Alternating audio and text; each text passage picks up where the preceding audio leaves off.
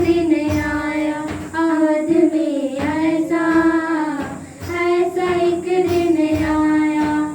चलती सिया जब तोड़ कर सब देह नाते होंगे, पाषाण हृदयों में अंगारे जले विद्रोह के। ममता मई माओं के आंचल विष बनकर रह गए, गुरुविद विज्ञानी और नीति के सागर बिघट कर रह गए। ना रघुकुल नायक कोई नशीब का हुआ सहायक। मानवता को खो बैठे जब सभ्य नगर के वासी, तब सीता का हुआ सहायक बनकर एक सन्यासी।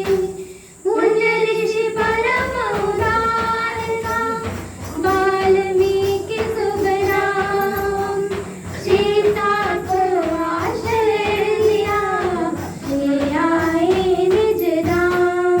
रघुकुल दिए कुलदीप जलाए, राम के दो सुत सिए ले जाए।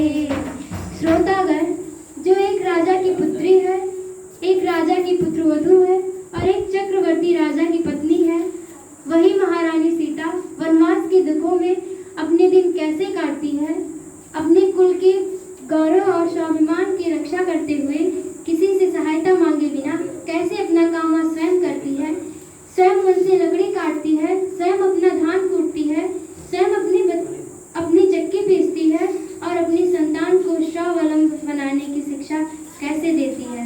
आइए उनकी करुण झांकी देखते हैं। जनक दुलारी कुल वधु दशरथ जी की राजरानी होके दिन वन में बिता दे।